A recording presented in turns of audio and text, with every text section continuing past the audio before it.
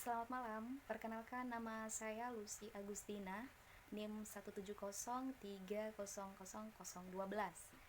Saya merupakan salah satu mahasiswi program studi Sistem Informasi yang berada di STEMI ICI Batam.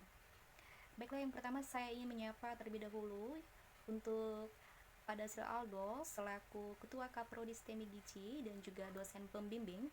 Lalu yang kedua ada Pak Munir selaku dosen penguji, dan yang ketiga ada Pak Dedi Habibi selaku dosen penguji. Baiklah, langsung saja di sini saya ingin mempresentasikan hasil seminar proposal saya dengan topik PKL yaitu Sistem Informasi Stok Barang. Dengan judul Rancang Bangun Sistem Informasi Inventory Stok Barang Brand MY berbasis web. Studi kasusnya yaitu di Matahari Mega Mall Batam. Di bab yang pertama yaitu ada pendahuluan. Di dalam pendahuluan ini berisi latar belakang masalah, rumusan masalah, batasan masalah, tujuan penelitian, manfaat penelitian, dan sistematika penulisan. Lalu di bab yang pertama yaitu di poin yang pertama yaitu ada latar belakang masalah. Di sini saya mau mengangkat tema mengenai brand NY, di mana merupakan salah satu perusahaan mainan yang bergerak di bidang retail. Untuk produksi atau barang-barang yang telah didistribusikan di berbagai toko cukup banyak, bukan hanya di Batam saja melainkan di daerah yang lain. Akan tetapi ketika barang telah masuk ke dalam sebuah toko, maka akan mengalami atau akan mendapatkan sebuah inventory atau penyusunan stok barang yang ada di toko tersebut. Akan tetapi pada brand MY ini mengalami kendala, yaitu pada proses perhitungan stok barang yang masih dilakukan secara manual dengan menggunakan form stock of name.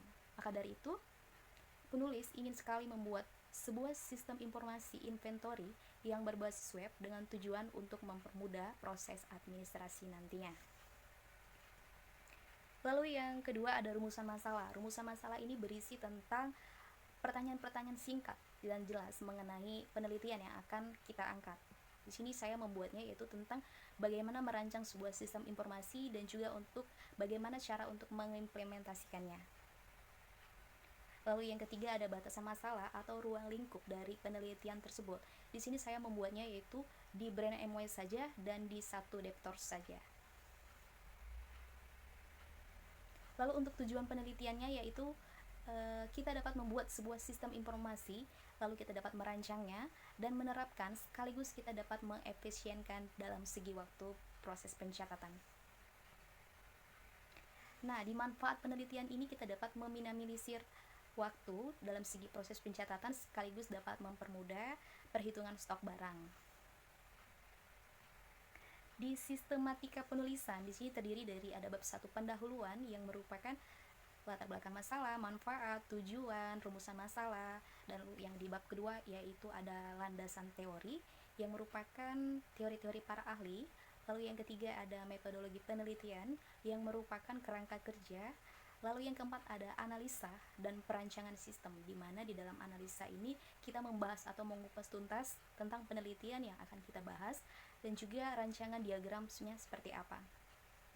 Lalu yang kelima ada hasil penelitian dan pembahasan. Di sini kita membahas atau menjelaskan bagaimana hasil penelitian yang telah kita buat sebelumnya.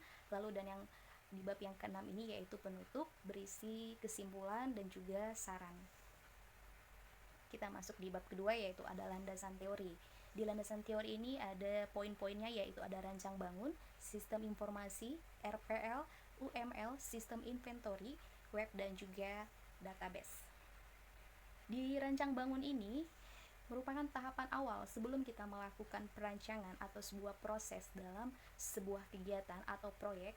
Kita harus membuat rancang bangunnya terlebih dahulu agar nantinya kita dapat memberikan tujuan atau hasil akhir yang lebih jelas. Nah, sistem informasi ini merupakan komponen atau variabel-variabel yang saling berkaitan antara satu dengan yang lainnya dengan tujuan akhir yaitu untuk mencapai sasaran atau goal. Di karakteristik sistem ini yaitu ada komponen, batasan sistem atau boundary, lalu ada lingkungan luar sistem atau environment, lalu ada penghubung sistem atau interface, lalu ada masukan, ada keluaran, lalu ada proses, dan yang terakhir ada tujuan atau sasaran. Informasi yaitu sekumpulan data yang telah diolah, lalu kita dapat mengambil data tersebut untuk pengambilan sebuah keputusan. Di kualitas informasi ini pun terbagi atau dapat mencakup hal-hal, yaitu yang pertama ada akurat, yang berarti berdasarkan pada fakta-fakta, lalu ada relevan yang berarti dapat diterima oleh masyarakat, dan yang ketiga ada tepat waktu. Komponen-komponen dari sistem informasi, yaitu yang pertama ada hardware, lalu yang kedua ada software, lalu yang ketiga ada manusia atau people yang menjalankan antara hardware dan juga perangkat keras maupun perangkat lunak tersebut. Lalu yang keempat ada prosedur yang merupakan tata cara, dan yang kelima ada data sebagai perantara manusia dengan mesin, lalu yang keenam ada jaringan komputer. RPL ini merupakan sebuah profesi yang dioperasikan oleh manusia, di mana di antara hardware dan brainware ini saling bekerja sama. Nah, tujuan dari RPL sendiri yaitu kita dapat menghasilkan sebuah perangkat lunak yang berkualitas dengan waktu yang tepat dan juga biaya yang lebih efisien.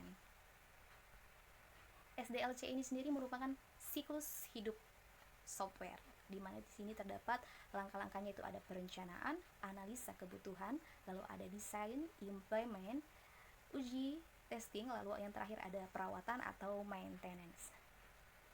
Lalu ada metode waterfall. Metode waterfall ini merupakan metode seperti air terjun, dia dari atas menuju ke bawah seperti aliran tangga.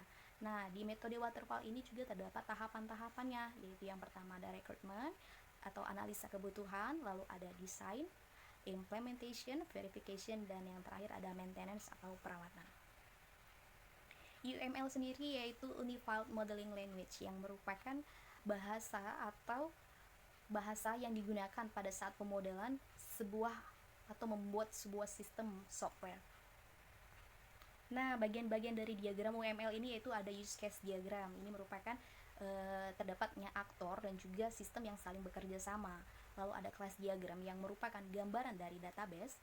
Lalu ada sequence diagram yang merupakan kumpulan dari objek-objek antara satu dengan yang lainnya.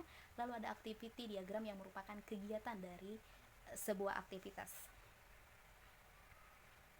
Pengertian dari inventory sendiri yang merupakan persediaan barang yang ada di dalam suatu perusahaan, lalu mencakup total keseluruhannya, itulah yang dinamakan dengan sistem inventory atau inventory.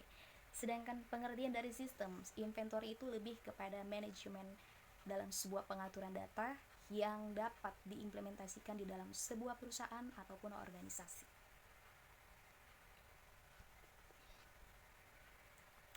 Pengertian dari website atau biasa disingkat dengan WWW atau World Wide Web, yang merupakan sistem informasi yang saling terkoneksi oleh internet, di mana kita dapat dengan mudah mendapatkannya bisa di web browser, internet explorer, maupun yang lainnya.